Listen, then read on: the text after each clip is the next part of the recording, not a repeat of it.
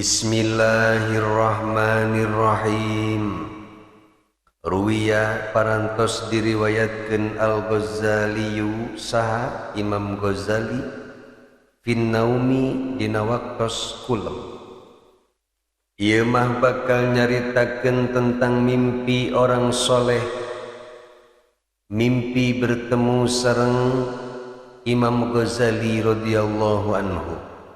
Imam Ghazali teh nami lengkapna Abu Hamid Muhammad ibnu Muhammad Al-Ghazali. Beliau adalah ulama besar anu pernah hidup di tahun 450 sampai 505 Hijriah. Semasa hidupna beliau dikenal sebagai mujaddid Islam pada akhir abad ke-5 dan awal abad ke-6 Hijriah. Atuh kabeh dieuna berkat keluhuran ilmu anu ku Allah diberikan kepada Imam Ghazali rahimahullahu ta'ala, dugi ka beliau banyak dikagumi ku para ulama-ulama, sareng fatwa-fatwana menjadi rujukan para ulama-ulama anu sanes, hingga akhirna beliau dikenallah sebagai Hujjatul Islam. Akan tetapi akhir-akhir ieu malahan banyak orang-orang anu ngalaledek, anu menghina ka beliau berkat kebodohanana eta, tapi kawani ngahina ngaledek ka Imam Ghazali. Pikirna meureun manehna leuwih pinter daripada Imam Ghazali, padahal lamun dibandingkeun atuh moal sagede tai kuku acan elmuna ustad-ustad zaman ayeuna mah. Keilmuan ustad-ustad ayeuna ulah waka dibandingkeun jeung Imam Ghazali heulaana luhur teuing.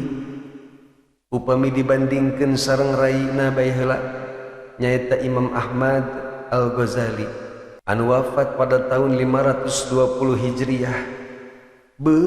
Ieu raina Imam Ghazali teh anu namina Ahmad Al-Ghazali. Beliau dikenal sebagai ahli fikih sehingga dipercaya meneruskan kakakna nyaeta Muhammad Al-Ghazali.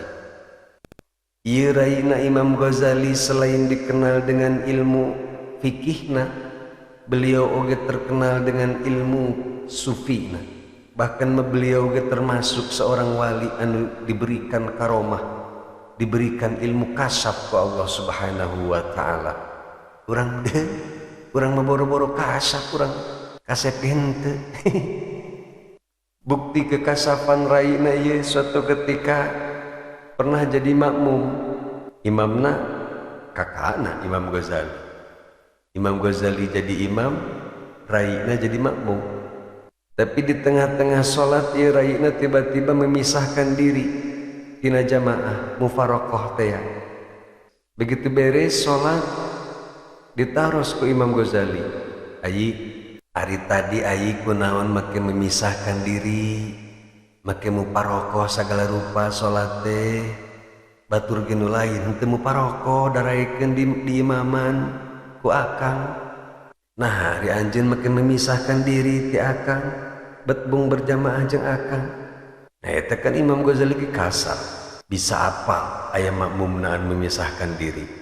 Kemudian sauraina, "Duh, hapunten Kang, abdi tadi memisahkan diri ti akang sebab tadi ku abdi katingalina akang sekujur tubuh akang tuh penuh dengan darah haid, loba getih haid nararempel dina tubuh akang.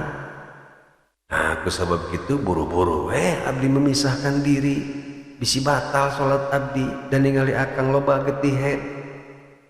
Nguping waleran sapertos kitu ti raina, Imam Ghazali ngahuleng, "Waduh, kunaon nya?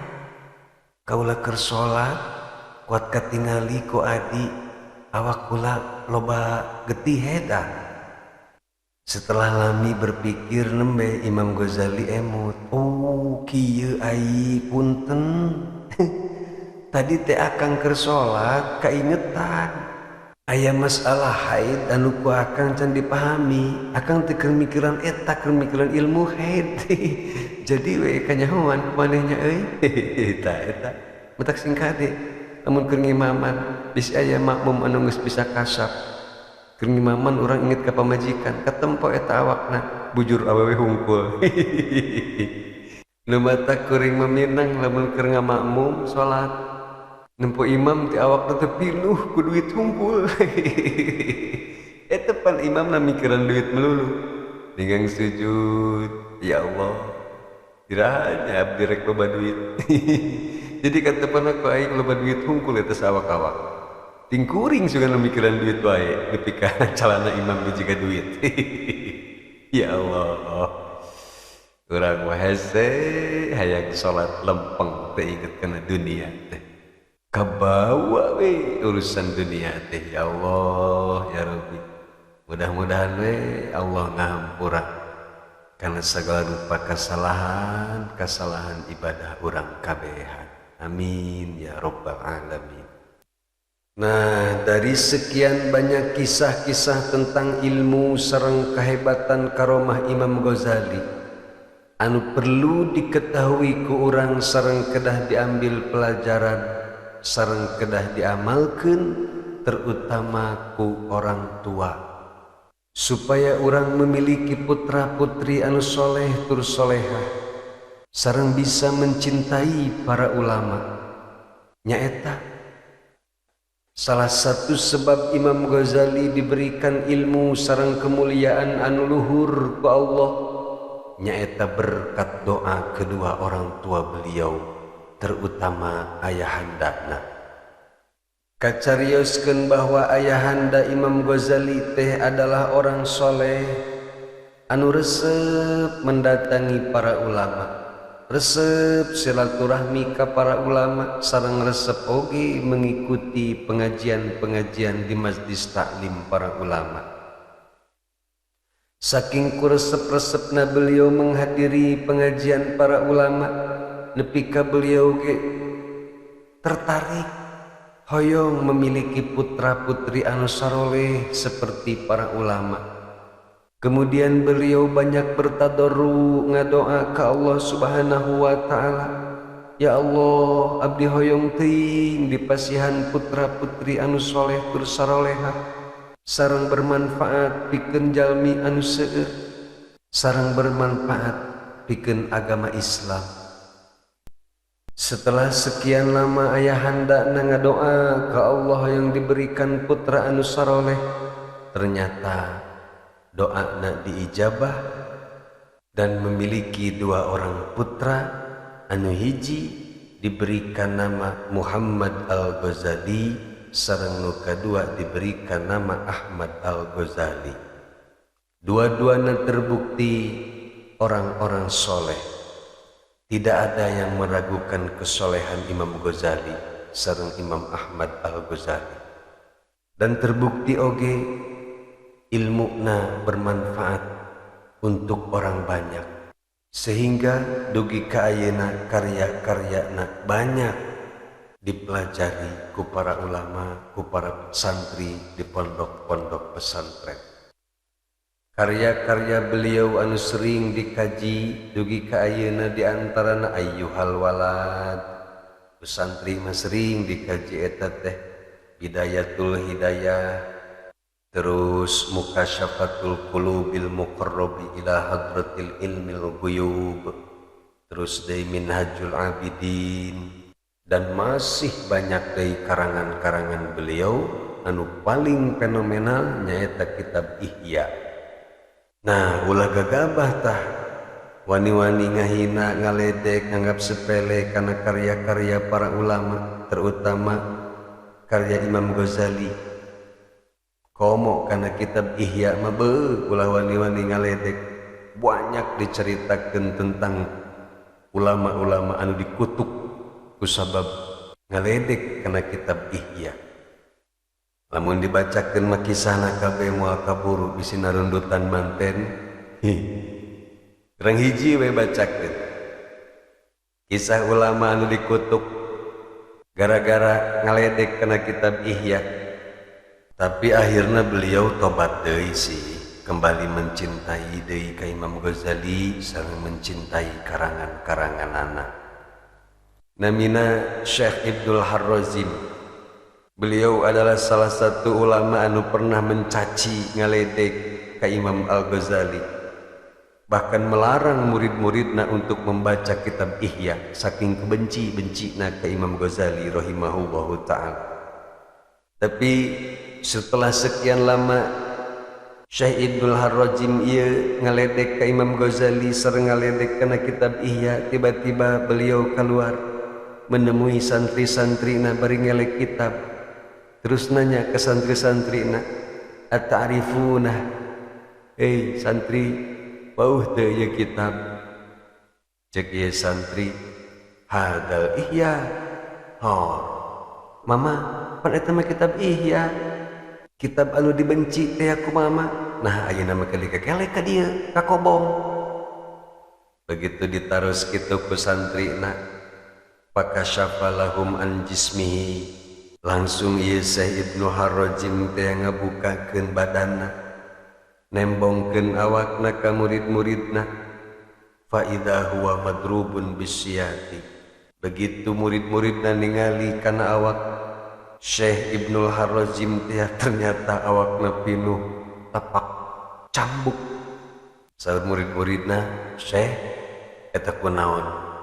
Awak Syekh pinuh ku cambuk, saha nu mecutan Syekh?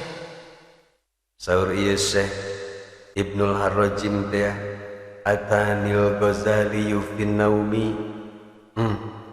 Barudak kaula teh ngimpi kadongkapan Imam Ghazali dina eta impenan teh, wada'ani ila Rasulillah sallallahu alaihi wasallam.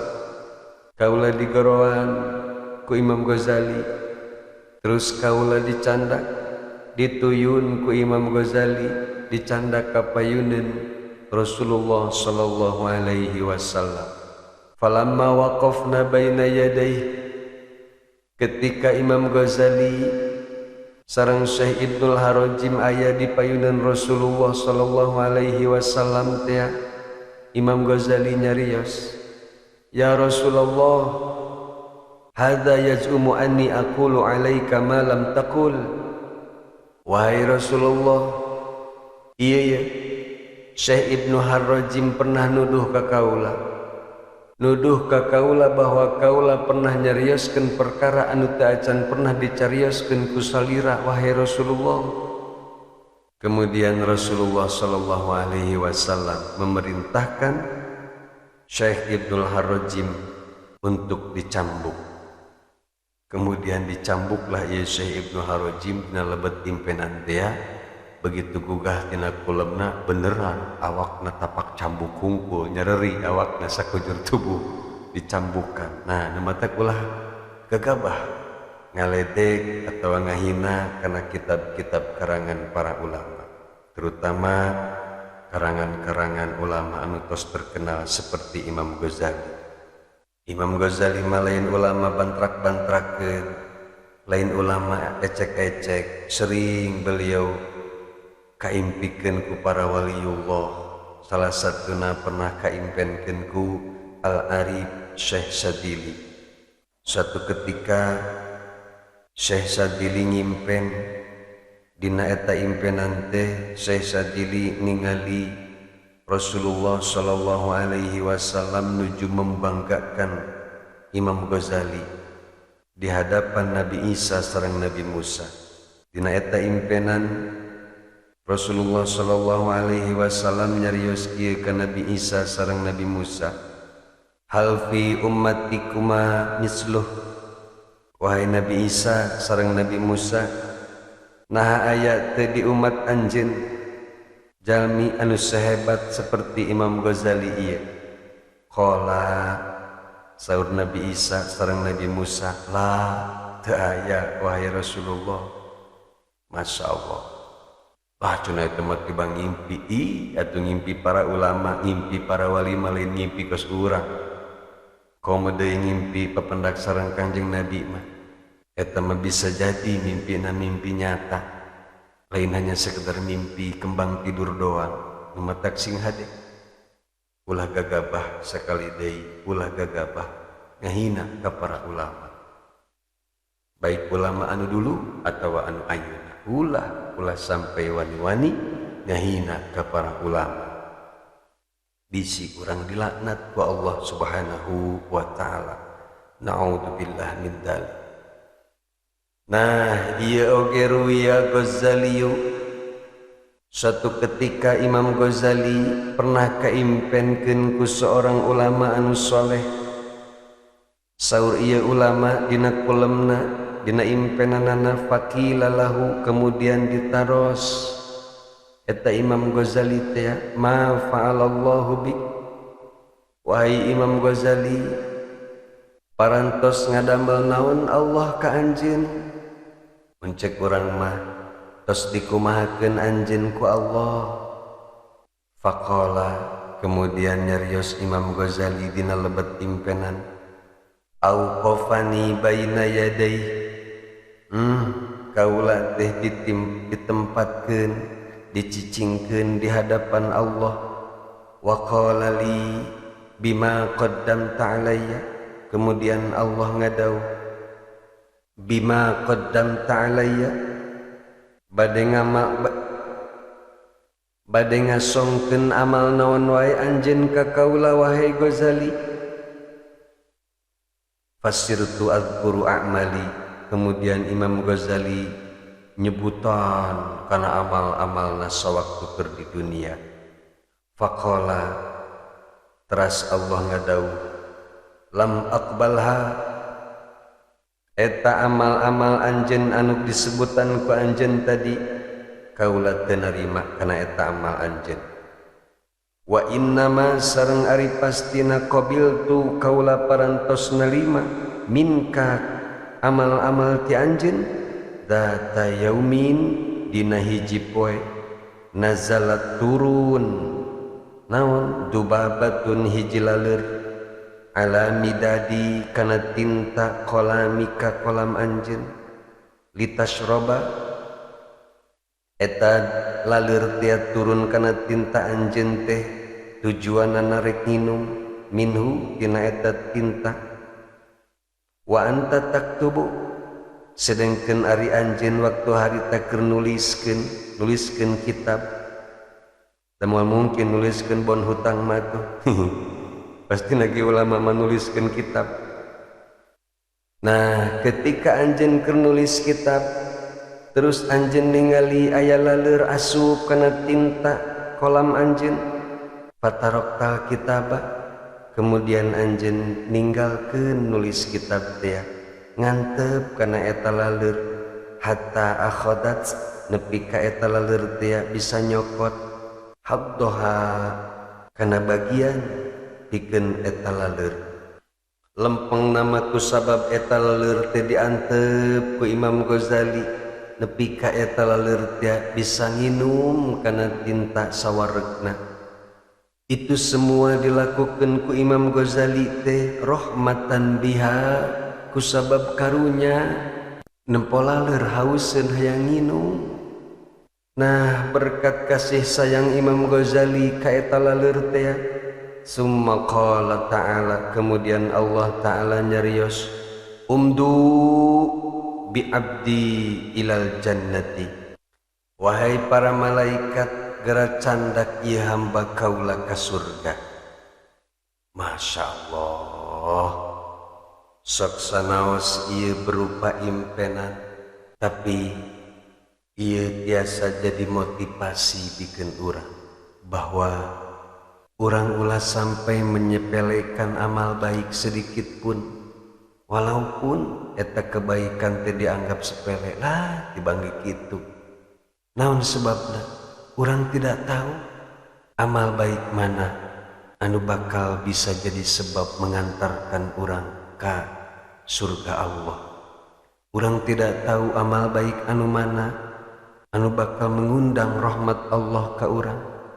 Oge sabalikna, urang ulah sampai menganggap enteng maksiat, sekecil apapun maksiat eta, sebab urang oge tidak tahu amal maksiat mana anu bakal ngegejebruskeun urang kana neraka jahanam. Iyalah hikmahna tina ieu kisah. Mudah-mudahan sing janten amal sareng ilmu anu manfaat pikeun urang sadayana khususna pikeun sim abdi. Amin ya Allah ya rabbal alamin. Wa fi qaulihi sallallahu alaihi wasallam, sareng dina cariosan Kangjeng Nabi Muhammad sallallahu alaihi wasallam, nyaeta ar-rahimuna yarhamuhumur rahmanu tabaraka wa ta'ala, irhamu man fil ardi yarhamkum man fis samai. Yarhamkum lapad yarhamkum riwayatani, eta aya dua riwayat. Al jazmu nu kahiji boleh dibaca jazm disukunkeun yarham, ala annahu jawabul amri, sebab ketika dijajamkeun eta kedudukanana jadi jawab amar tina irhamu. Warrafu sareng boleh dibaca rofa yarhamukum, ala annahu jumlatun du'aiyatun, eta nuduhkeun kana kalimah jumlah du'aiyah, berarti yarhamukum artina mudah-mudahan Allah mikanyaah ka araranjeun. Wa huwa ari dibaca rofa yarhamu aula, eta leuwih afdol, leuwih utama. Naon margina? Li anna du'aahu sallallahu alaihi wasallam, margi doana Kangjeng Nabi Muhammad sallallahu alaihi wasallam ghairu mardudin, eta moal ditolak.